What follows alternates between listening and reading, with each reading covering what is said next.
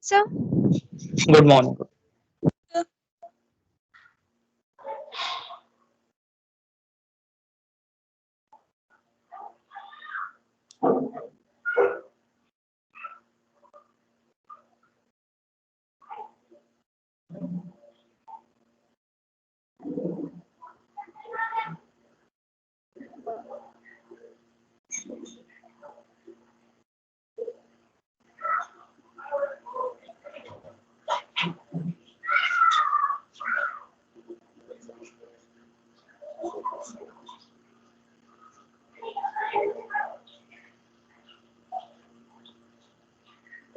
Is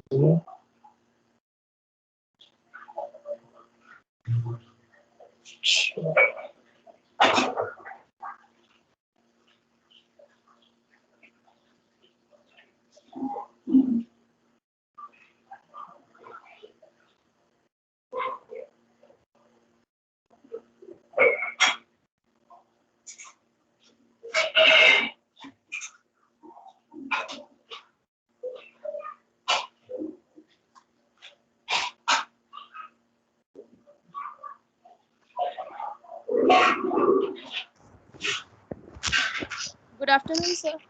Good afternoon. Good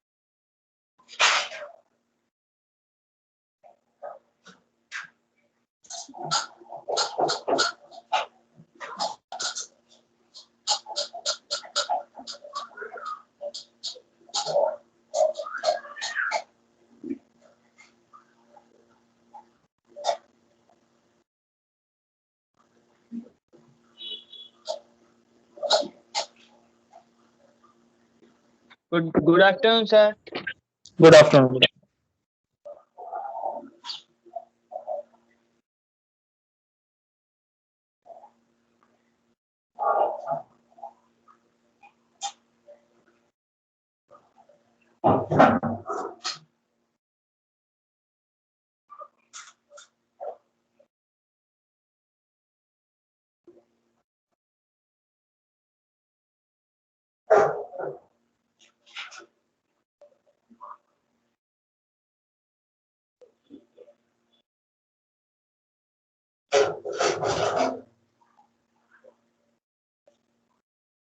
इतने कम बच्चे आज, बाकी कहाँ गए? आते हैं सर।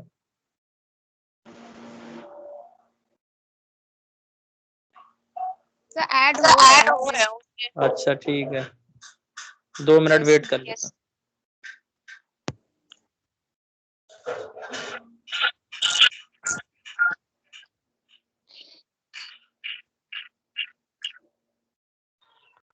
सिद्धार्थ व्हाट्सएप पे मैसेज डालो कि जल्दी ज्वाइन होए सब लोग। सर हमने डाल दिया था। ठीक।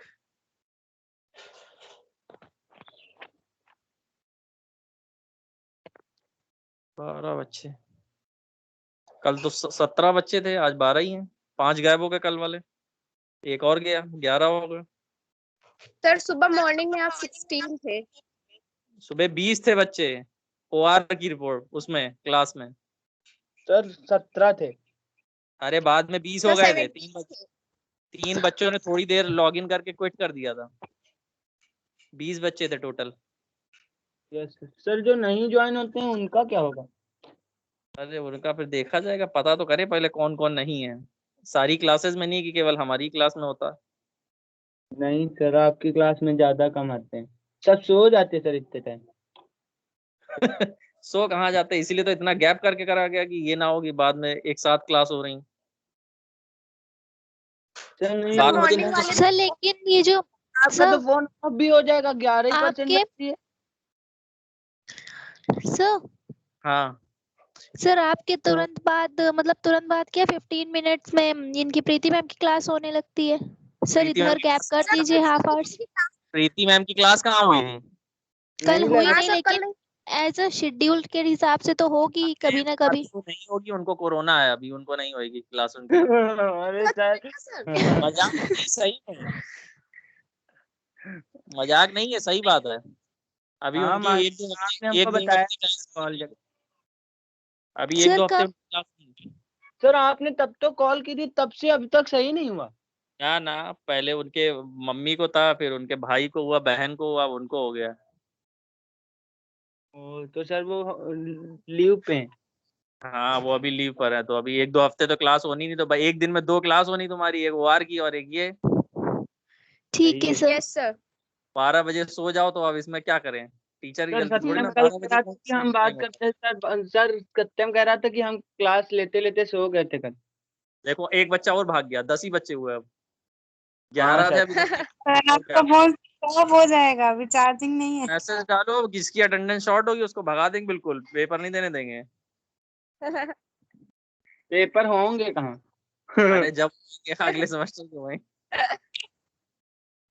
सर सेकंड सेमेस्टर में भी पूरी ऑनलाइन पढ़ाई करी थी, पेपर ही नहीं हुए फिर। अराफात आया देखो।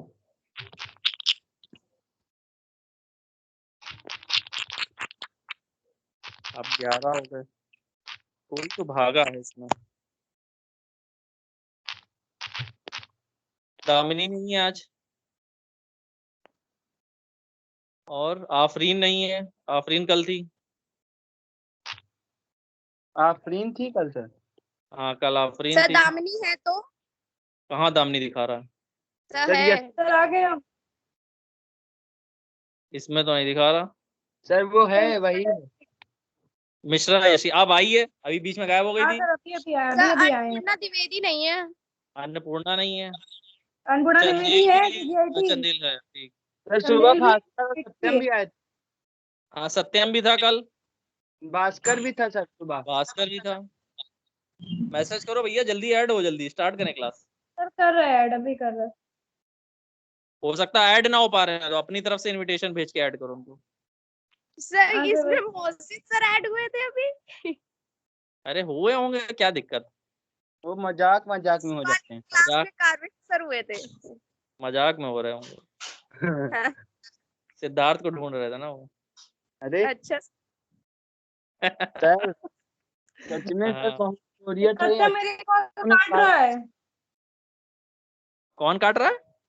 सत्या मेरे कॉल काट रहा है, मतलब सिद्धार्थ सत्यम को जोड़ो यहाँ जरा। इनवाइट ये सर इनविटेशन भी नहीं हो रहा उससे।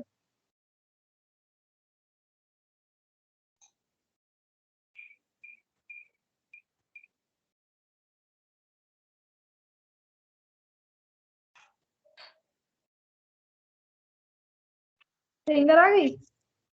हाँ सिंगर भी है। सर कट कर रहा कॉल। चलो ठीक है, हटाओ। और तो कोई नहीं बचा ना?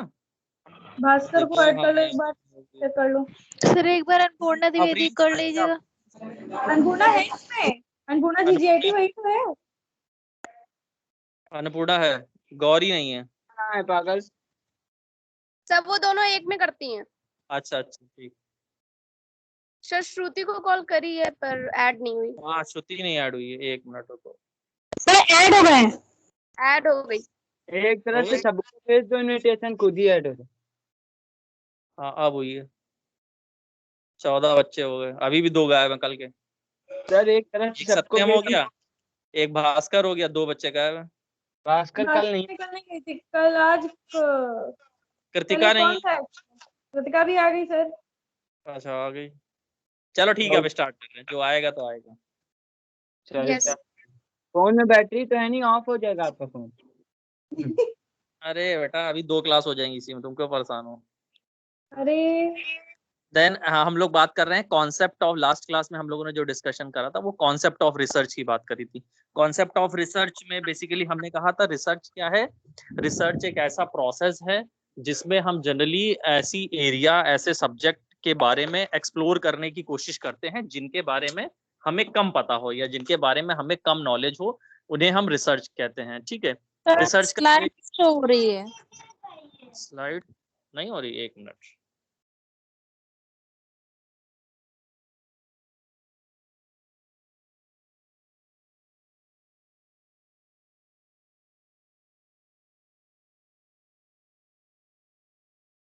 कहाँ गए sir?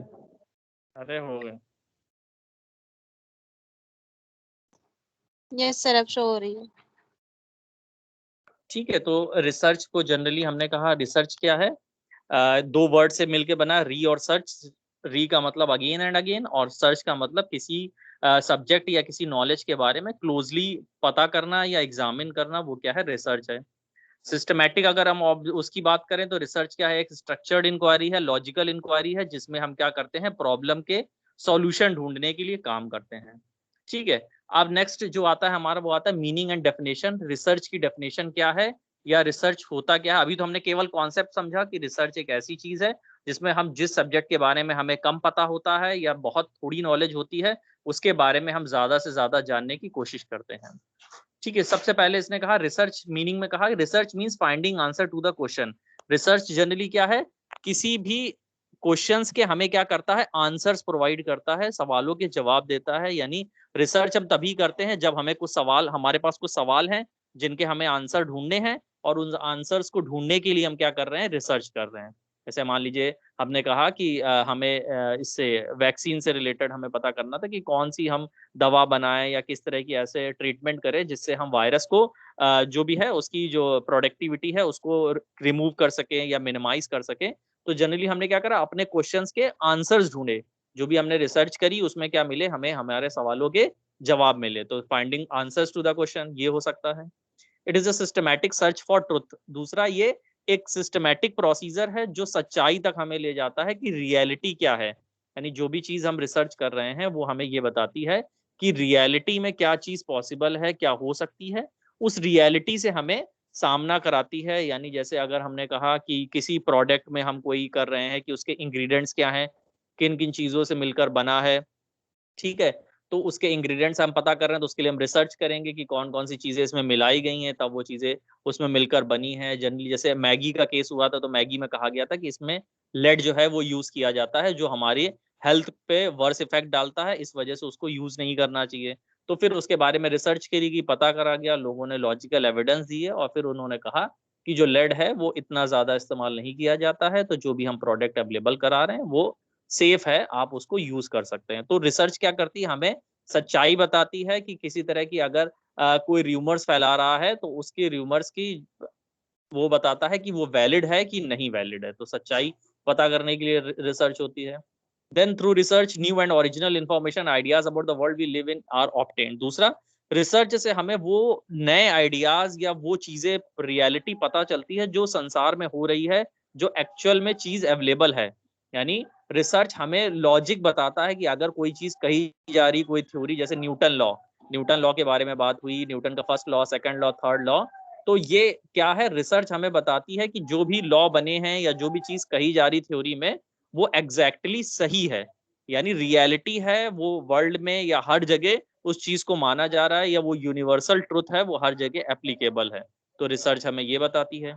Research is search for knowledge. Research हमेशा क्या होती है, ज्यादा से ज्यादा किसी सब्जेक्ट या फील्ड में नॉलेज गेन करने के लिए होती है, उसके बारे में ज्यादा पता करने के लिए होती है। तो हम लोगों ने कहा जैसे वो हिस्टोरिकल रिसर्च होती है, तो डिफरेंट जो कल्चर्स हैं, ट्राइब्स हैं, उनके बारे में, उनके पैटर्न्स को, उनके कल्चर्स को पता करने के लिए जो हम कर रहे हैं, तो वो भी रिसर्च है। वो क्या करती है, हमारी नॉलेज डेवलप करती है कि पर्टिकुलर उस फील्ड में हम क्या, कितनी इंफॉर्मेशन रखते हैं या क्या चीजें हमारे पास हैं। देन सेकंड आता है, research is defined as a scientific and systematic search for information on specific topic. दूसरा, रिसर्च जो है एक क्या है, साइंटिफिक अप्रोच है। साइंटिफिक अप्रोच हमने कल भी बात करी थी। साइंटिफिक अप्रोच का मतलब है लॉजिकल और सिस्टमैटिक, यानी जो कोई भी अगर हम चीज का तह तक जाते हैं या किसी चीज के बारे में पता करते हैं तो सिस्टमैटिक पता करते हैं कि ये चीज स्टार्ट कहाँ से हुई, कैसे वो आगे बढ़ी, कैसे उसका डेवलपमेंट हो रहा है, ग्रोथ हो रहा है और कहाँ पर जाकर वो खत्म होगी। यानी अगर हम लाइफ की बात करें तो सबसे पहला जीवन कैसे आया, ठीक है, तो एडम और ईव जिसकी बात करते हैं हम लोग, तो उन्होंने रिसर्च पहले पता करा कि सबसे पहले एडम और ईव थे, देन उनसे फिर लाइफ आई, फिर लाइफ से आगे डेवलपमेंट हुआ, फिर कि होमोसेपियंस और जो भी थी प्रजाति वो आगे बढ़ी। तो ये सब क्या है, रिसर्च है जो हमें एक लॉजिक और सिस्टमैटिक चीजें बताती हैं कि कैसे कोई जो चीज है वो आगे बढ़ रही है या जनरेशन जो है वो आगे आ रही है। तो वो हमें क्या करती है, एक सिस्टमैटिक ऑर्डर बताती है कि वो सिस्टमैटिक ऑर्डर क्या है, वो लॉजिकल ऑर्डर क्या है, जिसकी वजह से उस टॉपिक को हमें इंफॉर्मेशन हमें पता करनी चाहिए। तो रिसर्च बेसिकली हमें ये बताती है। तो ये सारी क्या है, मीनिंग्स हैं, यानी रिसर्च हमें ये इन सारे चीजों के जवाब देती है या इन सारी चीजों को जानने में मदद करती है। अब डेफिनेशन की बात करें कि रिसर्च को एक सिस्टमैटिक डेफिनेशन, या अगर क्वेश्चन पेपर्स में आते हैं या किसी को हमें बताना है तो एक सिस्टमैटिक डेफिनेशन क्या हो सकती है। सिस्टमैटिक डेफिनेशन जैसे according to Redman and Mory बोल रहा है कि research is a systematized effort to gain new knowledge. एक सिस्टमैटिक अरेंजमेंट है, एक सिस्टमैटिक प्रोसीजर है जिसमें हम कोई न्यू नॉलेज डेवलप करने के लिए किसी पर्टिकुलर डोमेन की, किसी पर्टिकुलर सब्जेक्ट के लिए जो प्रोसेस करते हैं, जो प्रक्रिया करते हैं, उसे हम रिसर्च कहते हैं। यानी रिसर्च में जनरली हम कुछ सिस्टमैटिक प्रोसेस अडॉप्ट करेंगे, उस सिस्टमैटिक प्रोसीजर को फॉलो करके हम किसी पर्टिकुलर डोमेन में, सब्जेक्ट में, एरिया में नॉलेज अपनी क्या करेंगे, बढ़ाएंगे या इनहेंस करेंगे, तो उसे हम क्या कहेंगे, रिसर्च कहेंगे। Then according to Clifford Woody ने कुछ रिसर्च की डेफिनेशन दी और ये यूनिवर्सली एप्लीकेबल है, यानी इस डेफिनेशन को हर किसी ने माना कि रिसर्च की सही डेफिनेशन ये हो सकती है। इसने कहा रिसर्च कंप्राइजेज ऑफ, इसने जनरली जो स्टेप्स होते हैं रिसर्च के, यानी जो भी कोई रिसर्च करते हैं उसमें जो स्टेप्स होते हैं उनको कंबाइंड करके उसने क्या करा, रिसर्च की डेफिनेशन दे दी। वो क्या है, research comprises of defining and redefining problem. सबसे पहला करा, कोई भी रिसर्च क्या होती है, इंक्लूड होती है डिफाइन और रीडिफाइन करना प्रॉब्लम को। यानी जब भी हम रिसर्च करेंगे तो सबसे पहले हमारे पास क्या आएगी, प्रॉब्लम। उस प्रॉब्लम को क्या करेंगे, हम डिफाइन करेंगे कि ये प्रॉब्लम क्यों है, देन फिर रीडिफाइन करने की कोशिश करेंगे कि यही प्रॉब्लम क्यों आई, कोई और प्रॉब्लम क्यों नहीं आई। तो डिफाइनिंग एंड रीडिफाइनिंग प्रॉब्लम सबसे पहला स्टेप है रिसर्च का। फिर फॉर्मुलेट हाइपोथेसिस, जब हमने प्रॉब्लम डिफाइन कर ली तो दूसरा स्टेप आता है हम हाइपोथेसिस फॉर्म करेंगे। हाइपोथेसिस जनरली क्या होती है, एजम्पशन, हमारा मानना कि ये जो प्रॉब्लम है ये इस वजह से आई है। जैसे अभी हम एक एग्जांपल भी आगे दिखाएंगे आपको, इसमें इस स्लाइड्स में इंक्लूड होगा कि एक एग्जांपल में बात करी गई है जिसमें कहा गया कि एक ऑटोमोबाइल कंपनी है, उस ऑटोमोबाइल कंपनी की एक कार है, पैसेंजर कार है, उसको उन्होंने लॉन्च किया। जब मार्केट में उन्होंने लॉन्च किया तो उन्होंने देखा कि इसकी सेल जो हो रही है वो कम हो रही है या लोग इसकी तरफ परचेज नहीं कर रहे हैं इसको। तो उन्होंने कहा इसका मतलब कोई प्रॉब्लम है इसमें, कि कोई दिक्कत आ रही है जिसकी वजह से एक बार खरीदने के बाद उनका फीडबैक खराब आ रहा है, लोग उससे सेटिस्फाई नहीं है और वापस परचेज भी नहीं कर रहे हैं दोबारा, या कोई दूसरा उसके फीडबैक देखकर परचेज नहीं कर रहा। इसका मतलब इसमें कोई प्रॉब्लम है। तो प्रॉब्लम के हम क्या करते हैं, एजम्पशन मानते हैं। हाइपोथेसिस में हम ये मानेंगे कि गाड़ी में कुछ प्रॉब्लम हो सकती है। तो उन्होंने दो अजम्पशन माने थे, एक उन्होंने कहा था कि जो इसकी पैसेंजर सीट है वो अनकंफर्टेबल है, शायद जो लोग बैठते हैं उनको कंफर्टेबल फील नहीं होता, इस वजह से हो सकता है गाड़ी ना बिक रही हो। दूसरा इन्होंने कहा जो सस्पेंशन है उसमें जो है आवाज आ रही है, या जो डैशबोर्ड है उसमें कहीं ना कहीं कोई साउंड क्रिएट हो रहा है जिसकी वजह से उन्हें लग रहा है कि ये सेफ नहीं है गाड़ी, कहीं ना कहीं इसमें आगे डैमेज हो सकता है, तो इस वजह से। तो दो उन्होंने एजम्पशन मान रखे थे कि ये एजम्पशन हो सकते हैं, ये हमारा अनुमान है, जरूरी नहीं है कि ये सही हो। तो हाइपोथेसिस इसलिए मानते हैं कि ये प्रॉब्लम के ये कारण हो सकते हैं या इन वजह से प्रॉब्लम हो सकती है। तो एजम्पशन हमने दो मान सकते हैं, तीन मान सकते हैं, एक अनुमान लगा लेते हैं कि नियरेस्ट पॉसिबल जो है प्रॉब्लम इस वजह से आई होगी या इस कारण से होगी, तो हाइपोथेसिस हो गई। Then making deduction on reaching conclusion, फिर हम क्या करते हैं, डिडक्शन करते हैं। डिडक्शन इसलिए, डिडक्शन वर्ड यहाँ पर इसलिए आया क्योंकि हम फैक्टर्स तो बहुत सारे पता करते हैं, जैसे हमने कहा कि हम जॉब सेटिस्फेक्शन के बारे में पता कर रहे हैं, किसी ऑर्गेनाइजेशन में ये पता करना चाहते हैं कि एम्प्लॉयज अपनी जॉब से सेटिस्फाई है कि नहीं। तो उसके कई फैक्टर्स हो सकते हैं, एक फैक्टर हो सकता है सैलरी, कि लोगों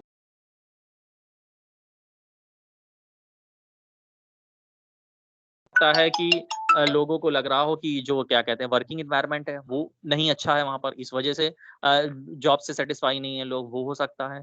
दूसरा हो सकता है कि जो उनके सीनियर्स हैं वो सही से ट्रीट नहीं करते हैं या उनकी रिस्पेक्ट नहीं करते हैं, वो एक फैक्टर हो सकता है।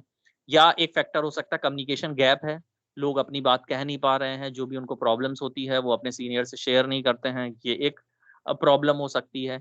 ठीक है, और भी कई फैक्टर्स हो सकते हैं, तो डिफरेंट फैक्टर्स हो सकते हैं, लेकिन सारे फैक्टर को हम स्टडी नहीं कर सकते, या जब भी हम कोई रिसर्च करेंगे तो हमने पहले भी बात करी थी, काफी सारे फैक्टर्स तो होते हैं लेकिन सबको एक साथ लेके नहीं चला सकता। हमें फीजिबिलिटी भी चेक करनी होती है कि जो बजट है हमारा, जो टाइम है, उसमें हम किन फैक्टर्स को कंसिडर कर सकते हैं।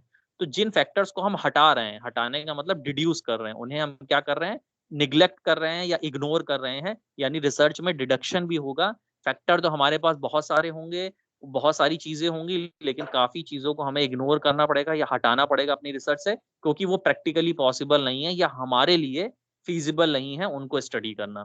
इसलिए यहाँ पे डिडक्शन की बात हुई एंड रीचिंग कंक्लूजन। और जब हमने डिडक्शन कर लिया, हटा लिया, हमने पता कर लिया केवल ये फैक्टर हमें पता करने या इनको स्टडी करना, उसके अकॉर्डिंग फिर हमने कंक्लूजन ड्रॉन किया, यानी रिजल्ट निकाला, जो भी हमारी प्रॉब्लम थी या जो भी प्रॉब्लम थी उसके सॉल्यूशन फाइंड आउट किए। तो वो हो सकता है। And at last carefully testing the conclusion, और सबसे लास्ट ऑप्शन आता है कंक्लूजन को टेस्ट करना, यानी जो भी चीज हमने रिजल्ट ड्रॉन किया है या जो कंक्लूजन निकाला है, क्या वो वैलिड है, यानी जो चीज हम कर रहे हैं वो वैलिड और रिलायबल है कि नहीं, उसके लिए हम टेस्ट करते हैं वैलिडिटी और रिलायबिलिटी का। यानी इसमें दो चीजें आती हैं, वैलिडिटी और रिलायबिलिटी, दो अलग अलग टर्म्स हैं। वैलिडिटी का मतलब होता है कि क्या जो हमने रिजल्ट निकाला है वो हर सिचुएशन में सेम रिजल्ट आएगा, यानी अगर हम जो हमने डिसीजन मेकिंग की बात कर रहे हैं या जॉब सेटिस्फेक्शन की बात कर रहे हैं, तो हमने किसी एक ऑर्गेनाइजेशन में स्टडी किया होगा जॉब सेटिस्फेक्शन, तो जो फैक्टर्स हमने ढूंढे हैं जॉब सेटिस्फेक्शन के, क्या वो केवल हमारी ऑर्गेनाइजेशन में काम करते हैं कि हर ऑर्गेनाइजेशन में यही फैक्टर होंगे, तो वो क्या बताएगा, वैलिडिटी, कि हाँ ये वैलिड है, किसी भी हम ऑर्गेनाइजेशन में स्टडी करें तो यही फैक्टर आएंगे या यही फैक्टर रिस्पॉन्सिबल होंगे जॉब सेटिस्फेक्शन के लिए। दूसरा आता है रिलायबल। रिलायबल के लिए हम रिलायबिलिटी टेस्ट इसलिए करते हैं कि क्या सेम रिजल्ट आएगा, यानी एक बार हमने स्टडी करी और हमें ये पता चला कि सबसे इंपॉर्टेंट फैक्टर होता है सैलरी, सैलरी की वजह से जॉब सेटिस्फेक्शन ज्यादा होता है। उसके बाद 1 साल बाद हमने फिर स्टडी करी, फिर आया सैलरी, इसके बाद हमने 2 साल बाद स्टडी करी, फिर आया सैलरी। इसका मतलब जो डेटा है या जो फैक्टर है वो रिलायबल है, यानी यही मेन फैक्टर है जिसकी वजह से जॉब सेटिस्फेक्शन बढ़ रहा है या कम हो रहा है, यानी ये रिलायबल है, यानी जो हमारी रिसर्च है वो भरोसेमंद है, उस पर विश्वास किया जा सकता है, वो यूनिवर्सल है, वो हर सिचुएशन में हर कंडीशन में यही रिजल्ट देगी या यही सेम कंक्लूजन हमारे पास आएगा। तो जनरली रिसर्च क्या है, उसमें ये डिफरेंट स्टेप्स होते हैं। पहले प्रॉब्लम को डिफाइन और रीडिफाइन करते हैं, फिर हाइपोथेसिस फॉर्म करते हैं, कुछ सॉल्यूशन हम सोच लेते हैं, फिर डिडक्शन करते हैं क्योंकि कुछ फैक्टर्स हमें हटाने होते हैं, सारे फैक्टर्स को हम स्टडी नहीं कर सकते हैं, फिर कंक्लूजन ड्रॉन करते हैं, और सबसे लास्ट स्टेप में क्या करते हैं, टेस्ट और करते हैं कंक्लूजन को, यानी वैलिडिटी और रिलायबिलिटी चेक करते हैं, जो भी हमने कंक्लूजन किया है वो हमारी हाइपोथेसिस या एजम्पशन के हिसाब से फिट बैठ रहा है, सही आ रहा है कि नहीं आ रहा है। तो इस प्रोसेस को या ये जो स्टेप्स हैं इनको एक साथ अगर हम कहें तो जो भी कोई एक्टिविटी जिसमें ये स्टेप्स होते हैं, इनको स्टेप्स को हम फॉलो करते हैं, उस प्रोसीजर को, उस प्रोसेस को हम क्या कहते हैं, रिसर्च कहते हैं। तो क्लिफर्ड वुडी ने ये बताया कि एक ऐसा प्रोसेस जिसमें हमें ये स्टेप्स फॉलो करने पड़ते हैं और इन स्टेप्स को फॉलो करने के बाद हमें प्रॉब्लम का सोल्यूशन मिलता है, उस प्रोसेस को या उन स्टेप्स के कॉम्बिनेशन को हम क्या कहते हैं, रिसर्च कहते हैं। तो जनरली ये दो डेफिनेशन है, एक ने कहा सिस्टमैटिक एफर्ट है, एक लॉजिकल अरेंजमेंट है, सब कुछ सीक्वेंस में होता है, उसके अकॉर्डिंग अगर हम कुछ नया गेन करते हैं, रेडमैन एंड मॉरी ने, तो वो हो गया रिसर्च। और दूसरे ने कहा कुछ स्टेप्स होते हैं, इन स्टेप्स को अगर हम फॉलो करते हैं तो वो क्या होती है, रिसर्च होती है। तो ये है हमारी मीनिंग्स हैं और डेफिनेशन है रिसर्च की, तो कि ये मीनिंग्स होती हैं, ये डेफिनेशन होती हैं, और इसके अकॉर्डिंग हम रिसर्च को डिफाइन करते हैं। तो बेसिकली अभी हम लोग ने कॉन्सेप्ट को समझा, कॉन्सेप्ट क्या है रिसर्च का, बेसिक मीनिंग क्या है, कैसे हम रिसर्च को लेंगे, और डेफिनेशन क्या है। अब इंपॉर्टेंट आता है कैरेक्टरिस्टिक्स की, फीचर्स क्या हैं किसी भी रिसर्च के, या कौन कौन सी चीजें होती हैं जो रिसर्च में बहुत जरूरी होती हैं। सबसे पहले होती कंट्रोल्ड। कंट्रोल्ड इसलिए, फिर हम वही बात आई कि जैसे हमने डिडक्शन के ऊपर बात करी थी, कि हम केवल उन्हीं फैक्टर्स को स्टडी में लेंगे या उन्हीं फैक्टर्स को कंसिडर करेंगे जो हमारे कंट्रोल में हैं। जैसे हम जब करते हैं ना लॉ ऑफ डिमांड, हमने पढ़ा था, तो लॉ ऑफ डिमांड में हमने पढ़ा था कि there is a direct relationship between price and demand while other factors being constant। ये स्टेटमेंट करते हैं ना हम लोग कि अदर फैक्टर्स कांस्टेंट है। वो फैक्टर्स कांस्टेंट इसलिए हैं क्योंकि हम क्या करते हैं, उन फैक्टर्स को स्टडी नहीं कर सकते एक साथ। मान लीजिए जैसे हमने कहा किसी प्रोडक्ट की डिमांड है, तो वो प्राइस से हम रिलेटिव इसलिए देख रहे हैं, लेकिन वो किसी और चीजों भी हो सकती है, जीडीपी से रिलेटेड हो सकती है, इन्फ्लेशन रेट से भी रिलेटेड हो सकती है, एक्सचेंज रेट से भी रिलेटेड हो सकती है, ठीक है, अनएम्प्लॉयमेंट से भी रिलेटेड हो सकती है। तो काफी सारे अदर फैक्टर्स भी होते हैं, लेकिन ये फैक्टर्स हम मेजर नहीं कर सकते हैं या स्टडी नहीं कर सकते हैं, क्योंकि ये मैक्रो लेवल के फैक्टर्स होते हैं जिनको एस्टिमेशन करना या जिनको मेजर करना हमारे लिए, किसी इंडिविजुअल के लिए पॉसिबल नहीं है, या ये डायनेमिक नेचर के होते हैं जो हमेशा चेंज होते रहते हैं। तो ऐसे फैक्टर्स को हम स्टडी नहीं करते हैं, इसलिए यहाँ पर कंट्रोल की बात हुई। यानी रिसर्च हम केवल में उन्हीं फैक्टर्स को लेंगे जिन पर हम कंट्रोल कर सकते हैं, यानी जिनको हम मेजर कर सकते हैं। जो अनकंट्रोलेबल फैक्टर्स हैं, जो हमारे कंट्रोल में नहीं है, जो हमारी ऑर्गेनाइजेशन उसे कंट्रोल नहीं कर सकती, या हम जो कर रहे हैं उस सिचुएशन को हम कंट्रोल नहीं कर सकते हैं, जैसे नेचुरल कैलेमिटीज, अचानक से कोई आपदा आ गई, भूकंप आ गया, तूफान आ गया, बाढ़ आ गई, तो ये भी क्या अनकंट्रोलेबल फैक्टर्स हैं। ये हमारे कंट्रोल में, तो हमने कहा था कि हम एक दिन में 100 यूनिट बनाएंगे, अब एकदम से तूफान आ गया या आंधी आ गई, बिजली का कनेक्शन कट गया, तो वहां पर पॉसिबल नहीं था, या लोग वहां से भागने लगे, जाने लगे डर के मारे। तो ये क्या थे, अनकंट्रोलेबल फैक्टर्स। इन कंट्रोलेबल फैक्टर की वजह से हमारी जो स्टडी थी वो अफेक्टेड हुई। तो हम क्या करते हैं, केवल कंट्रोल्ड फैक्टर्स को मान के चलते हैं, या कंट्रोल्ड फैक्टर्स को ही स्टडी में लेते हैं। अनकंट्रोलेबल फैक्टर्स को तो हम मेजर कर ही नहीं सकते हैं, क्योंकि वो सिचुएशनल होते हैं, वो कब आएंगे कब नहीं आएंगे ये कोई पहले से एंटीसिपेट नहीं कर सकता। तो कंट्रोल्ड होनी चाहिए रिसर्च, हमेशा कंट्रोल्ड फैक्टर्स को लेकर होती है। रिगरस रिगरस इसलिए होती है क्योंकि कोई भी रिसर्च अगर हम करते हैं, तो जब हम कंक्लूजन देते हैं या कोई सॉल्यूशन देते हैं पॉसिबल, उसको जस्टिफाई करना जरूरी है कि यही सॉल्यूशन क्यों है, कोई और सॉल्यूशन क्यों नहीं है। यानी जब जैसे हमने जॉब सेटिस्फेक्शन की बात करी, तो जॉब सेटिस्फेक्शन में हमने कहा कि सैलरी अगर आप सही कर दें तो सही हो जाएंगी, जॉब सेटिस्फाई हो जाएंगे लोग।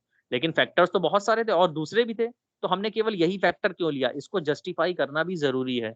कि हमने देखा कि मोस्ट जो ऑर्गेनाइजेशंस हैं उनमें, या जो ह्यूमन टेंडेंसी है, वो सबसे पहले है कि वो बेसिक नीड्स को पूरा करते हैं। जैसे मैस्लॉज हायरार्की थ्योरी, मैस्लॉज हायरार्की थ्योरी में आपने पढ़ा था, सबसे पहले आती है जो बेसिक नीड्स आती है, तो वो फिजियोलॉजिकल जो नीड्स है, तो बेसिक रिक्वायरमेंट तो आपकी पैसे से ही पूरी होगी। तो जब फिजियोलॉजिकल नीड्स आपकी नहीं पूरी हो रही हैं, तो सेटिस्फेक्शन तो वैसे भी आपका नहीं आने वाला है। इसका मतलब कि जस्टिफिकेशन हमने दिया, जस्टिफिकेशन ये था कि सैलरी एक ऐसा फैक्टर है जो किसी भी ह्यूमन की फिजियोलॉजिकल नीड्स को पूरा करता है, इसलिए एसेंशियल फैक्टर यही है, सबसे इंपॉर्टेंट फैक्टर ये है, जो क्या करता है, जॉब सेटिस्फेक्शन से डायरेक्टली रिलेट है या उस पर इम्पैक्ट डालता है। इसलिए रिगरस कहा गया। रिगरस की यानी हम उसको जस्टिफाई करेंगे, जो भी कंक्लूजन देंगे, जो भी सॉल्यूशन देंगे, अगर वो जस्टिफाई हम नहीं कर रहे हैं तो कोई उसको मानेगा नहीं या कोई उसको एक्सेप्ट नहीं करेगा। वो कहेगा रिसर्च केवल क्या है, कॉन्सेप्चुअल है, ये कोई भी चीज हमें लॉजिकली नहीं बता रही है, जो भी चीज वो कह रहे हैं उसको हम इम्प्लीमेंट करें ये पॉसिबल नहीं है। इसलिए हमें क्या करना होता है, हमेशा रेलेवेंट बात कहनी होती है, जो घुमा फिरा के बात नहीं करनी है, पॉइंट टू पॉइंट। यानी रिसर्च में हमेशा पॉइंट टू पॉइंट बात होती है, जिस फील्ड में रिसर्च हो रही है उसी फील्ड से रिलेटेड बात होगी, इधर उधर से कोई भी डिस्कशन या कोई भी टॉपिक या नॉलेज को यहाँ पे डिस्कशन नहीं किया जाता। एप्रोप्रिएट एकदम एग्जैक्ट होती है और जस्टिफाइड होती है, लॉजिकल रीजनिंग में होती है कि अगर ये लिया हमने तो क्यों, उसका आंसर हमें पता होना चाहिए कि यही डिसीजन हमने क्यों लिया, यही सॉल्यूशन हमने क्यों बताया, तो वो रिगरस होती है। सिस्टमैटिक होती है, सिस्टमैटिक होती है यानी सारे स्टेप्स जो होते हैं ना वो इंटर रिलेटेड होते हैं और एक सीरीज में होते हैं, कि एक भी स्टेप्स आगे पीछे हुआ तो हमारी जो रिसर्च है वो गड़बड़ हो जाएगी। एक लॉजिकल ऑर्डर होता है, उसी लॉजिकल सीक्वेंस को हमें फॉलो करना होता है। अगर वो लॉजिकल सीक्वेंस हम नहीं फॉलो करेंगे तो हमारी रिसर्च के आंसर जो हैं वो गलत आ जाएंगे। ऐसे हमने कहा कि कोई रिसर्च हम कर रहे हैं, हम ये पता करना चाहते हैं कि कस्टमर सेटिस्फाई है हमारे प्रोडक्ट से, या कस्टमर हमारा प्रोडक्ट खरीदेगा कि नहीं खरीदेगा। तो सबसे पहले हम क्या करेंगे, सैंपल सेलेक्ट करेंगे कि किन लोगों से हमें पूछना है, क्या क्वेश्चन पूछने हैं, उसको क्वेश्चनियर फॉर्म में लाएंगे, फिर हम सैंपल साइज डिसाइड करेंगे, फिर जो भी क्वेश्चनियर है वो उनको डिस्ट्रीब्यूट करेंगे, फिर डेटा कलेक्ट करेंगे, फिर डेटा कलेक्ट करने के बाद उसको किसी एडिट या डेटा प्रिपेयर करने के लिए कोशिश करेंगे, फिर किसी सॉफ्टवेयर के थ्रू एनालिसिस करेंगे उसका, एनालिसिस के बाद उसका पिक्चोरियल रिप्रेजेंटेशन होगा, यानी ग्राफिकल चार्ट, जो आपका हिस्टोग्राम, पायर चार्ट, पाई चार्ट, जो भी हम बनाना चाहें वो बनाएंगे, और फिर डेटा इंटरप्रेट करेंगे। तो सारी चीजें क्या है, एक सीक्वेंस में है, लॉजिकल ऑर्डर में है, इसमें कोई भी स्टेप आगे पीछे नहीं हो सकता, या किसी भी स्टेप को आगे पीछे नहीं किया जा सकता, सब एक सीक्वेंस में है, सबकी इंपॉर्टेंस है उसी स्टेज पे। यानी पहली स्टेज जो है वो सबसे इंपॉर्टेंट है, दूसरी स्टेज पहली स्टेज से पहले नहीं आ सकती, सबका एक स्पेसिफिक ऑर्डर है, उस स्पेसिफिक ऑर्डर को ही फॉलो करना है, उस सिस्टमैटिक अरेंजमेंट में ही हमें सारे डिस्कशन करने हैं। सिस्टमैटिक अगर अरेंजमेंट नहीं होगा तो चीजें सही नहीं हो पाएंगी। देन वैलिड एंड वेरीफाइबल, फिर वही बात हुई जो हमने वैलिड और वेरीफाइबल की बात करी। तो वैलिडिटी और रिलायबिलिटी तो बहुत जरूरी है, अगर वैलिडिटी एंड रिलायबिलिटी नहीं है तो कोई भी रिसर्च ऑथेंटिक नहीं मानी जाती है। यानी आपने रिसर्च करी, आपने सब कुछ बताया, कंक्लूजन बताया, ये बताया, और लेकिन उसको किसी ने एक्सेप्ट नहीं किया, उसने कहा नहीं ये बेकार है रिसर्च, हम इसको नहीं मानेंगे। मानेंगे कब? जब वो वैलिडिटी और रिलायबिलिटी उसकी सही होगी। वैलिडिटी में फिर वही कि हम देखेंगे क्या सेम रिजल्ट दे रही है, यानी अगर हमने कोई रिसर्च करी है कस्टमर सेटिस्फेक्शन या जॉब सेटिस्फेक्शन से रिलेटेड, और वो हर ऑर्गेनाइजेशन में सेम आ रही है या हर प्रोडक्ट के लिए सेम आ रही है, तब तो हम कहेंगे वैलिड है भाई हर सिचुएशन में। यानी अगर हम उसके ऑटोमोबाइल के लिए कर रहे हैं तो भी वही रिजल्ट आ रहा है, अगर हम FMCG प्रोडक्ट के लिए कर रहे हैं तो भी वो रिजल्ट आ रहा है, अगर किसी हम और प्रोडक्ट्स के लिए कर रहे हैं तो भी, वो सर्विसेज के लिए कर रहे हैं तो भी वही रिजल्ट आ रहा है, इसका मतलब वैलिड है। तो रिसर्च वही सही मानी जाती है या उसको तभी एक्सेप्टेंस मिलती है जब वो वैलिड और रिलायबल होती है। अगर वैलिड और रिलायबल नहीं है, इसका मतलब कोई भी उसको एक्सेप्ट नहीं करेगा। देन इम्पेरिकल, इम्पेरिकल इसलिए क्योंकि जो भी रिसर्च करी जाती है उसके लिए हमें एविडेंस दिखाना बहुत जरूरी है। तो जनरली जब हम रिसर्च करते हैं तो कहते हैं ना क्वेश्चनेयर, हमने डेटा भरवाया, क्वेश्चनेयर फिल करवाया, तो लोग कहते हैं क्वेश्चनेयर दिखाइए, किससे फिल करवाया, उनका नाम क्या था, उनका कॉन्टेक्ट नंबर क्या था, तो सारी डिटेल्स हम उनसे भरते हैं। तो लॉजिकल एविडेंस इसलिए हमें वो प्रूफ दिखाना होगा कि ये डेटा आप बात कह रहे हैं, या हम कह रहे हैं कि जो भी जॉब सेटिस्फेक्शन है वो डायरेक्टली डिपेंड करता है एम्प्लॉय की जो सैलरी है उस पर। तो वो कहेंगे कैसे आपने प्रूफ किया, तो हम कहेंगे 100 लोगों पे हमने सर्वे किया था, ये उनके क्वेश्चनियर हैं, उन लोगों ने अपने रिस्पॉन्स दिए थे, आप इसको चाहे चेक कर सकते हैं। तो जब तक हम उन्हें प्रूफ नहीं दिखाएंगे तब तक उस चीज को वो एक्सेप्ट नहीं करेंगे। तो एम्पेरिकली होना चाहिए, यानी लॉजिकल एविडेंस होने चाहिए। अगर एविडेंस नहीं है, उसको लोग जो भी हमने चीजें कही हैं उसको लोग कहेंगे ये इनका ऑब्जर्वेशन है, इनका मानना है, लेकिन लाइफ में ये रियलिटी नहीं है, या ये रियल चीज नहीं है, ये इनके वो काल्पनिक है, इन्होंने जो सोच रखा है। तो अगर हम उनको एविडेंस दिखाएंगे तो उन्होंने कहा, तब वो समझेंगे कि नहीं ये केवल हमारा मानना नहीं है, ये 100 लोगों से जो हमने पूछा है उन 100 लोगों का मानना है कि रिसर्च ऐसी होती है या यही इसका रिजल्ट आएगा। तो एम्पेरिकल होनी चाहिए। क्रिटिकल, क्रिटिकल इसलिए क्योंकि क्लोजली एग्जामिन मांगता है कि कोई गलती ना हो। वो हमने लास्ट कल की क्लास में भी बात करी थी कि जनरली जब हम कोई सर्वे करवाते हैं या कोई फीडबैक फॉर्म भरवाते हैं तो काफी लोग क्या करते हैं, ह्यूमन टेंडेंसी होती है कि वो ऑथेंटिक जो भी आंसर्स होते हैं वो नहीं देते हैं, किसी डर की वजह से या बिजीनेस की वजह से कि वो बिजी हैं या उनका मूड सही नहीं है। तो जनरली वो क्या करते हैं, किसी भी रिस्पॉन्स में टिक लगा देते हैं या कुछ भी जल्दी से फिल करके दे देते हैं। तो क्रिटिकल स्क्रूटनी बहुत जरूरी है कि जो रिस्पॉन्स गलत है या इनकम्प्लीट है या गलत फिल हुआ है उसको आप स्टडी में ना लीजिए, क्योंकि उससे क्या होगा, रिजल्ट आपका वेरी कर जाएगा। यानी अगर हमने कहा कि कोई पर्टिकुलर प्रोडक्ट है, उसकी अगर आपको पता करना है कि वो प्रोडक्ट क्यों परचेज करेंगे लोग, और उसका आंसर आना है प्राइस, और हमने कुछ लोगों से ऐसे भरवाया जो क्या थे, उस डेटा से रिलेवेंट ही नहीं थे, यानी जो डिसीजन मेकिंग में इन्वॉल्व ही नहीं थे। यानी वो हमने कहा क्वेश्चनियर हमें मिले, किसी से भरवाना, छोटे बच्चे दिखे, हमने उनको दे दिया 100 क्वेश्चनियर, 100 उन्होंने भर के, उन्होंने 1 2 1 2 1 2 देखे और टिक मार के दे दिया हमें। तो उससे हमारा कोई रिजल्ट नहीं आया, क्योंकि जिन लोगों से हमने सर्वे कराया वो लोग डिसीजन मेकिंग में इन्वॉल्व नहीं है या वो प्रोडक्ट को परचेजिंग नहीं करते हैं। इसका मतलब क्रिटिकली हमने स्क्रूटनी नहीं करी। तो ये सारी चीजें हमें स्क्रूटनी में पता चलेंगी। क्रिटिकली हमें डिसाइड करना होगा किन लोगों से हमें डेटा फिल करवाना है, जो डेटा उन्होंने फिल किया है क्या वो कंप्लीटली सही फिल है, अगर कुछ भी गलती है तो वो उस डेटा को हटा देंगे, उनसे वापस फिल करवाएंगे, दोबारा फिल करवाएंगे। अगर सारी चीजें सही हैं तभी हमें ऑथेंटिक रिजल्ट मिलेगा। अगर सही से हमने उसको एग्जामिन नहीं किया, स्टेप टू स्टेप हमने ये नहीं देखा कि जो भी चीजें हैं या डेटा है वो गलत फिल हुआ है या गलत कलेक्ट हुआ है, तो रिजल्ट हमारे वेरी कर जाएंगे या रिजल्ट गलत आ जाएंगे। इसलिए हमें क्या करना होगा, क्रिटिकली देखना होगा कि क्या चीज सही है, क्योंकि कुछ क्या चीजें ऐसी होती हैं जो हमें लगता है कि ये रिजल्ट आ रहा होगा, लेकिन अगर हमने देखा कि जो सर्वे हमने कराया उससे ये आ रहा है, जस्ट उलट आ रहा है। लोग, हमने सोचा था कि जो प्राइस है उसकी वजह से लोग क्या होते हैं, प्रोडक्ट को परचेस करते हैं, यानी अगर प्राइस सस्ता होगा तो लोग ज्यादा खरीदेंगे। लेकिन लोगों ने जब दिया तो उन्होंने कहा हम पैकेजिंग को ज्यादा इंपॉर्टेंस देते हैं, अगर किसी भी प्रोडक्ट की पैकेजिंग अट्रैक्टिव है तो हम उसको करेंगे। तो क्रिटिकली आपको देखना होगा कि जरूरी नहीं है कि हम जो एजम्पशन मान रहे हैं वो सही है। जो रिस्पॉन्स आ रहे हैं अगर वो सही आ रहे हैं या ज्यादा से ज्यादा लोगों के मैच कर रहे हैं, या ऑन एन एवरेज जो रिस्पॉन्सेज है में सिमिलैरिटीज आ रही है, इसका मतलब जो है क्रिटिकली हमने एग्जामिन करा है और उन चीजों को हमने लॉजिकली देखा है कि वो चीजें सही हैं, और उसके बेसिस पे हमने कंक्लूजन ड्रॉन करा है।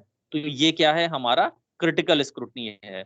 तो कैरेक्टरिस्टिक्स की हम बात करें तो जो रिसर्च है बेसिकली वो कंट्रोल्ड होनी चाहिए, यानी वही फैक्टर हमें लेने हैं जिन फैक्टर को हम मेजर कर सकते हैं, जिन फैक्टर को मेजर नहीं कर सकते हैं उनको हम स्टडी में नहीं लेंगे। रिगरस होने चाहिए, जस्टिफाइबल होने चाहिए कि ये फैक्टर अगर हमने लिया या ये आंसर दिया तो क्यों दिया, कोई और आंसर क्यों नहीं दिया, उसका लॉजिकल आंसर होना चाहिए। अगर लॉजिकल आंसर नहीं है तो उसको लोग एक्सेप्ट नहीं करेंगे।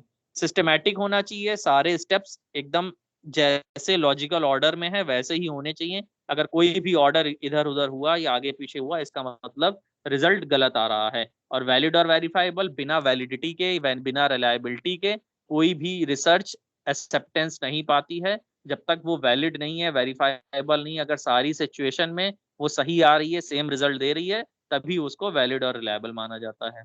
एम्पेरिकल लॉजिकल एविडेंस के साथ बात करनी है। सपोर्टिंग में हमें हार्ड एविडेंस दिखाने होंगे। अगर हार्ड एविडेंस अवेलेबल नहीं है तो हम रिसर्च को रियलिटी नहीं मानते हैं, उसे जस्ट ऑब्जर्वेशन मानते हैं।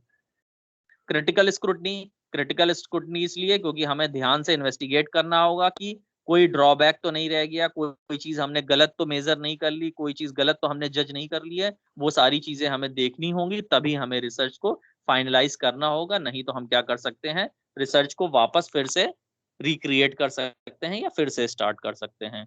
तो जनरली हम लोगों ने जो डिस्कशन बेसिकली आज करा है, वो सबसे पहले कॉन्सेप्ट ऑफ रिसर्च, रिसर्च है क्या।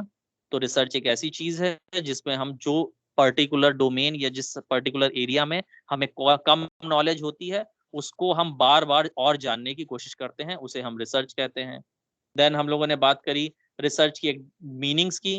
रिसर्च हमें हमारे क्वेश्चंस के आंसर देता है। रिसर्च एक सिस्टमैटिक ट्रुथ हमें बताता है। रिसर्च हमें क्या करता है, वर्ल्ड में, संसार में क्या चीजें हो रही हैं उससे इन्फॉर्म कराता है। रिसर्च हमें नॉलेज देता है किसी पर्टिकुलर एरिया की। रिसर्च एक क्या है, साइंटिफिक स्टडी है जो किसी पर्टिकुलर टॉपिक में करी जाती है और सिस्टमैटिक अरेंजमेंट होता है।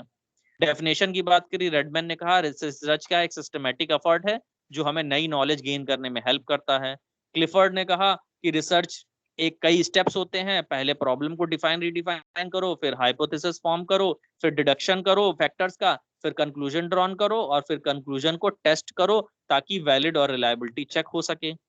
फिर कैरेक्टरिस्टिक्स की बात करी कि रिसर्च की जो कैरेक्टरिस्टिक्स है, कंट्रोल्ड होता है, वही फैक्टर हमें लेने हैं जो फैक्टर हम मेजर कर सकते हैं, उन फैक्टर को इंक्लूड नहीं करना है जिन्हें हम मेजर नहीं कर सकते हैं। रिगरस, केवल हम जस्टिफाइबल हमें करना होगा कि अगर हमने जो फैक्टर लिया है वही फैक्टर क्यों लिया, दूसरे फैक्टर क्यों नहीं लिए। तो रिगरस होना चाहिए, लॉजिकल आंसर होना चाहिए। सिस्टमैटिक, एक लॉजिकल सीक्वेंस में होंगे, एक प्रॉपर सिस्टमैटिक ऑर्डर में होंगे, सिस्टमैटिक ऑर्डर को चेंज नहीं किया जा सकता। वैलिड रिलायबल, कोई भी चीज वैलिड और रिलायबल होगी तभी उसको लोग एक्सेप्ट करेंगे। अगर वैलिड रिलायबल नहीं है, इसका मतलब हर सिचुएशन में वो आंसर सेम नहीं आएगा, इसलिए लोग उसको एक्सेप्ट नहीं करेंगे। एम्पेरिकल, जो भी चीज कहेंगे बिना एविडेंस के बात हम नहीं कहेंगे। अगर एविडेंस है हमारे पास तो हम बात कहेंगे, नहीं तो नहीं कहेंगे। तो जनरली जैसे हम न्यूज चैनल्स में भी देखते हैं तो वो लोग कोई बात कहते हैं या कोई स्टेटमेंट कहते हैं तो उसके एविडेंस दिखाते हैं कि हमने यहाँ से डेटा लिया या यहाँ से कलेक्ट करा और हमें ये चीजें पता चली। तो बिना एविडेंस के अगर कोई बात कही जाएगी तो आप कहोगे वो र्यूमर्स हैं। तो इसलिए एविडेंस के साथ बात होनी चाहिए। Critical scrutiny, time to time उसको हर स्टेप पे चेक करते रहना होगा। अगर टाइम टू टाइम हर स्टेप पे चेक नहीं करेंगे, इसका मतलब हम सही नहीं कर रहे हैं या कुछ चीजें हमसे गलत हो जाएंगी तो हमारे रिजल्ट क्या हो जाएंगे, वेरी हो जाएंगे, जो हम पाना चाह रहे हैं रिजल्ट वो हमें नहीं मिलेगा। तो ये थे आपके कैरेक्टरिस्टिक्स, डेफिनेशन, मीनिंग और कॉन्सेप्ट। बहुत ज्यादा नहीं, हम लोगों ने केवल रिसर्च को समझा, रिसर्च की बेसिक डेफिनेशन क्या है और उसके इंपॉर्टेंट फीचर्स क्या हैं, कि ये चीजें हमें रिसर्च में देखनी ही देखनी है। अगर ये चीजें इंक्लूड नहीं करेंगे इसका मतलब हम रिसर्च गलत कर रहे हैं या रिसर्च हमसे जो भी हो रही है वो सही नहीं हो रही है। तो ये चीजें अगर हम ध्यान में रखेंगे तभी रिसर्च सही हो पाएगी, नहीं तो रिसर्च नहीं हो पाएगी। तो जो भी चीजें आज डिस्कस करी हैं उसमें किसी को कुछ पूछना है तो पूछ ले पहले। सर रिग्रेस वाला बता दीजिए सर एक बार। कौन सा सर सेकंड वाली वो कैरेक्टर। सर रिग्रेस रिग्रेस उसका एक एग्जैक्ट बता दीजिए। Yes sir. रिग्रेस का मीनिंग होता है कि जो चीज हो वो जस्टिफाइबल हो, यानी जैसे हमने कहा ना कि लॉजिकल आंसर क्यों हुआ और क्यों, यही कहते हैं ना कि कोई भी चीज हमने ली रीजन उसकी रीजनिंग में क्या कहता है, लॉजिकल उसका वो होना चाहिए आंसर, कि अगर हम जैसे मानते होते जैसे रिलेशन के बाद में हाँ कॉज एंड इफेक्ट, या जनरली जैसे हम नहीं कहते पुराने जमाने में लोग कहते थे कि कोई नदी दिखे तो उसमें सिक्के फेंक दो, ठीक है, तो जनरली ये लोग Yes, करते थे, लेकिन वो रिग्रेस नहीं था, क्योंकि रिग्रेस तब होता जब लोग उससे लॉजिक पूछते हैं कि क्यों, इसका क्या लॉजिक है, हम क्यों सिक्के फेंक रहे हैं। तो जनरली जो लॉजिक था वो ये था कि पहले तांबे के सिक्के यूज होते थे, जो तांबा है वो क्या करता है, इम्प्योरिटीज, पानी की जो इम्प्योरिटीज है उनको अलग करता है। तो उनको क्या था कि मेन ऑब्जेक्टिव था कि पानी प्योर रहे, और उसके लिए वो क्या करते थे, उन सिक्कों का इस्तेमाल करते थे या ज्यादा से ज्यादा लोगों को मोटिवेट करते थे कि वो सिक्के पानी में फेंकें ताकि पानी साफ बना रहे, जिससे हमारे जो भी इरिगेशन है या जो फार्मिंग प्रोसेस है उसमें साफ पानी मिले, या जो डेली नीड्स के लिए हमें साफ पानी मिले। वो क्या था, रिग्रेस यानी लॉजिकल आंसर। अगर आप लॉजिकल आंसर नहीं दोगे कि यही क्यों है या इसका हमने यही सॉल्यूशन क्यों दिया, कोई और सॉल्यूशन क्यों नहीं, तो अगर वो लॉजिकल नहीं होगा तो कोई उसको मानेंगे नहीं। तो रिग्रेस का मतलब Yes. ये होता है कि जस्टिफाइबल, वो जस्टिफाई हम कर रहे हैं कि इसका आंसर क्या है, या अगर हमने ये लिया है तो क्यों लिया है, उसका रीजन बताना, लॉजिकल रीजन बताना, रिग्रेस का मतलब। यस सर अब आ गया। ठीक है, और कुछ? सर हमें पता कैसे चलेगा कि जो हमने क्वेश्चनर फिल कराई है उसमें कोई डिफॉल्ट है कि नहीं? डिफॉल्ट इसलिए, एक तो बेटा क्रॉस मैच कर सकते हैं, जैसे हमने कहा कि हमने 100 लोगों से डेटा भरवाया, 100 लोगों से डेटा भरवाया तो कुछ क्वेश्चंस तो सिमिलर है, हमारे क्वेश्चंस तो कोई चेंज हुए नहीं है। तो अगर हमने कहा कि 90 लोगों ने सेम आंसर दिया है और 10 लोग कुछ डिफरेंस दे रहे हैं या कुछ वेरिएशन दे रहे हैं, इसका मतलब जो 90, भाई मेजोरिटी ये है कि 90 लोग आंसर वो दे रहे हैं और 10 लोग अलग दे रहे हैं, इसका मतलब ये 10 लोग क्या है, कुछ डिफरेंस आ रहा है। तो पहले तो उन 10 लोगों का प्रोफाइल चेक करेंगे कि प्रोफाइल क्या है, क्या वो 10 लोग एक ही प्रोफाइल के हैं, एक ही जगह के हैं, तो हो सकता है कि वहां पर वो पर्टिकुलर जो प्रोडक्ट है वो गलत पहुंच रहा हो। तो हम क्या करेंगे, हर तरह से उसको स्क्रूटनी करके देखेंगे कि क्यों आ रहा है, ये वेरिएशन क्यों आ रहा है, कि इतना जो आपका वेरिएशन है वो क्यों आ रहा है। अगर वो वेरिएशन, इसका मतलब कि जो भी वेरिएशन हुआ है वो या तो ह्यूमन एरर की वजह से हुआ है कि वो नंबर 2 पे टिक करना चाहते थे लेकिन गलती से उन्होंने 3 पे टिक कर दिया, या वो आंसर जवाब नहीं देना चाहते थे तो उन्होंने क्या करा, सारे आंसर्स में 2 पे टिक कर दिया, 3 पे टिक कर दिया। तो स्क्रूटनी का मतलब हमें क्या करना होगा, सही से एक बार सब जितने भी फीडबैक्स हमने लिए हैं उनको वापस रिव्यू करना होगा कि क्या रिस्पॉन्स उन्होंने जानकर दिए हैं या बिना पढ़े उन्होंने जस्ट क्या करे हैं, रिस्पॉन्स दे दिए हैं। तो ये हमें क्रिटिकली एग्जामिन करने के बाद ही पता चलेगा। अगर क्रिटिकली एग्जामिन नहीं करेंगे तो आंसर हमारे वेरी कर जाएंगे, हम गलत रिजल्ट की तरफ पहुंच जाएंगे। तो ये सब हमें चीजें देखनी होती है, और रिसर्चर के पास जब एक्सपीरियंस आता है तो वो इन चीजों को देख के समझ जाता है कि किसने ऑथेंटिक आंसर दिया है या किसने गलत आंसर दिया है, क्योंकि सारे क्वेश्चंस क्या होते हैं, रिलेटेड होते हैं। स्टार्टिंग में आप उनसे क्या पूछते हैं, उनका डेमोग्राफिक प्रोफाइल, आपका नाम क्या है, आपका कॉन्टेक्ट नंबर क्या है, आपका ईमेल आईडी क्या है, आपकी इनकम कहाँ है, आप रहते कहाँ है। तो अगर इंटरेस्टेड नहीं है कोई भी रिस्पोंडेंट और वो जवाब नहीं देना चाहता तो ऊपर का डेटा वो सब गलत बताएगा, आपको अपना नाम भी गलत बताएगा, अपना कॉन्टेक्ट नंबर भी गलत बताएगा, अपनी ईमेल आईडी भी गलत बताएगा और अपनी इनकम भी गलत बताएगा। बस वहीं से आप पकड़ लोगे कि इसने सही रिस्पॉन्स दिए है कि नहीं दिए।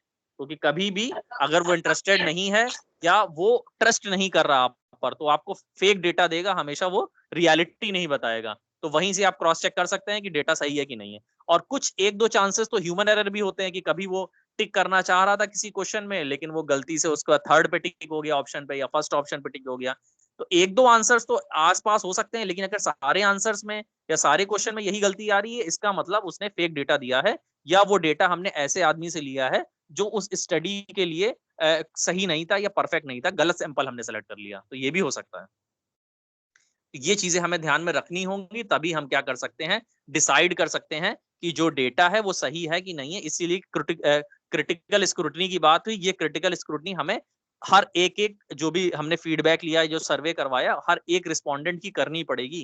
क्योंकि अगर हम क्रिटिकल स्क्रूटनी, हमने कहा 100 लोगों का डेटा कलेक्ट करा, बस सीधे डेटा फीड करते हैं एक्सेल पे और तुरंत एनालिसिस कर देते हैं, तो ऐसे हमारा रिजल्ट हमेशा गलत आ जाएगा।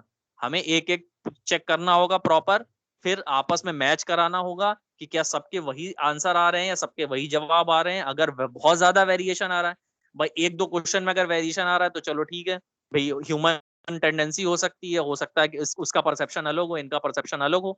लेकिन अगर बहुत ज्यादा वेरिएशन आ रहा है, एक तरफ वो कह रहा है कि ये प्रोडक्ट बहुत अच्छा है और एक आदमी कह रहा है प्रोडक्ट में कुछ भी नहीं है, बिल्कुल ही खराब है, इसका मतलब एकदम रिवर्स या अपोजिट डायरेक्शन में जा रहे हैं, इसका मतलब कुछ ना कुछ वहां पर गलत है। तो हमें क्रिटिकली स्क्रूटनी करनी होगी, उसकी देखना होगा कि क्या चीज कहां पर गलत हुई है और फिर उसके अकॉर्डिंग करेक्शन करना होगा। अगर वो रिस्पॉन्स बिल्कुल गलत आ रहे हैं तो उसको डेटा को इंक्लूड ना करो, उसको हटा दो, तो कोई दूसरा सैंपल लो, उससे डेटा कलेक्ट करो, उसको स्टडी से हटा दो, नहीं तो आपका रिजल्ट जो है वो वेरी कर जाएगा। तो ये चीजें हमें देखनी होंगी, तभी हम क्या कर सकते हैं, रिसर्च को सही तरह से कर सकते हैं। बताइए। हाँ, मतलब जैसे सर आपने बताया, तो सर ये वही चीज हुई जैसे गूगल पे भी सर, जैसे कोई प्ले स्टोर पे हम लोग की ऐप वगैरह होती है, तो उसका भी हाँ वो रिव्यू एक बार लेता है लेकिन 2-3 बार भी लेता है, क्या ये हाँ, वही चीज हुई ना, वो कंफर्मेशन के लिए? वो क्या करता है, रिलायबिलिटी, जैसे हमने कहा ना, रिलायबिलिटी चेक करेगा। एक बार आपसे फीडबैक भरवाएगा, दूसरी बार फिर फीडबैक भरवाएगा। अब मान लीजिए पहले वाले में आपने पॉजिटिव आंसर दिए तो दूसरे वाले में नेगेटिव दे रहे हैं, फिर तीसरी बार आपसे भरवाएगा। तो वो इसीलिए क्या करता है, रिलायबिलिटी चेक करता है कि कहीं आपने फेक डेटा तो नहीं दिया है। क्योंकि जनरली जब एड्स आते हैं या फीडबैक फॉर्म्स आने लगते हैं, आप सोशल साइट पे अपना काम कर रहे हैं या जीमेल लॉगिन कर रहे हैं, एकदम से सर्वे आ गया, अब आप कहते हैं मेरे पास टाइम तो है नहीं ज्यादा, 1-2 करके आपने सर्वे करके फिल कर दिया, तो वो चेक करते हैं, क्रॉस चेक करते हैं कि क्या ऑथेंटिक आंसर दिए हैं आपने। तो इसीलिए क्या करते हैं, रेपिटेशन में आते हैं। वो जो फीडबैक होंगे वो 10 दिन बाद, 15 दिन बाद आपको फिर वही फीडबैक मिलेंगे और फिर आपको फिल करना होगा, ताकि वो क्रॉस चेक करते हैं कि क्या आपने रिस्पॉन्स सही दिए हैं कि नहीं दिए। Thank you sir. ये वैसे भी तरीका है, तो इसीलिए इसे हम क्या करते हैं, रेफर।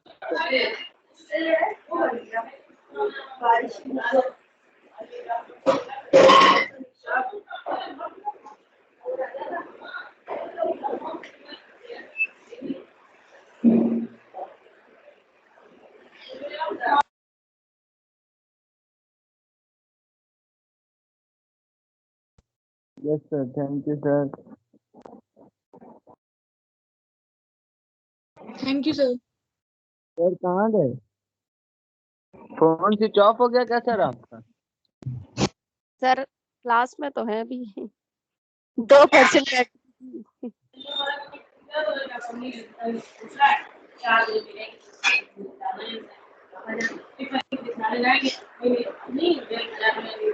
अरे अन्ना बहुत हंसी आ रही है, अन्ना ने हंसने वाला स्टिकर सेंड किया।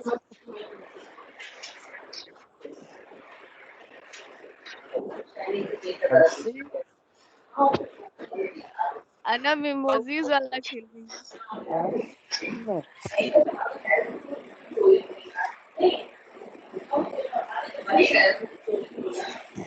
सर का फोन स्विच ऑफ हो गया क्या? हाँ स्विच ऑफ हो गया, अब लेफ्ट हो जाते हैं, हम जा रहे लेफ्ट होंगे। तो टाइम भी हो गया, अब तो जा रहे। Bye bye. प्रेजेंट लगवा के जाना। हाँ, प्रेजेंट कौन लगाएगा? सिद्धार्थ सर लगाएंगे ना? सर ही लगाएंगे। तो हम स्क्रीनशॉट लिए ले रहे हैं, सर को भेज देंगे। सब हाँ, चले गए। स्क्रीनशॉट ले लो। ले लो।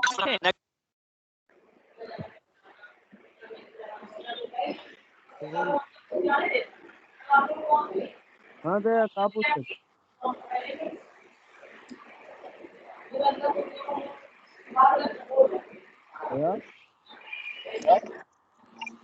हाँ ठीक है बेटा, तो आज की क्लास हम लोग यहीं तक रखते हैं, और कुछ और पूछना है किसी को?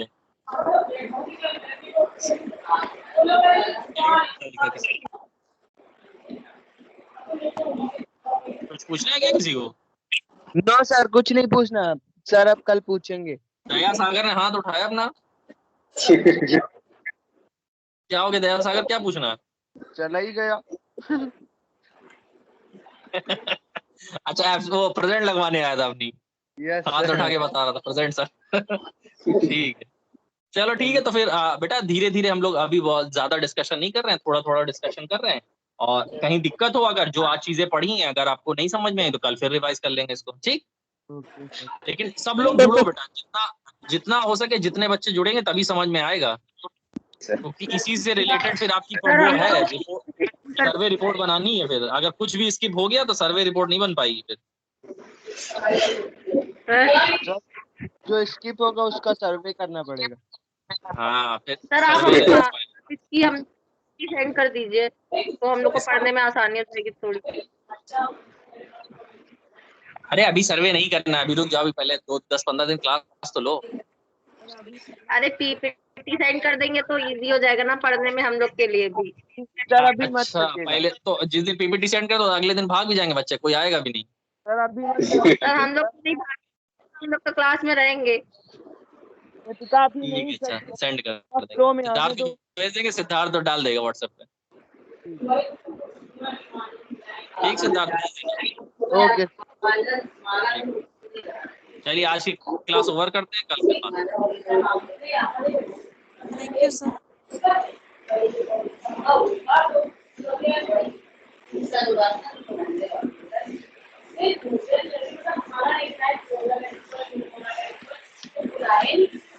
हमारा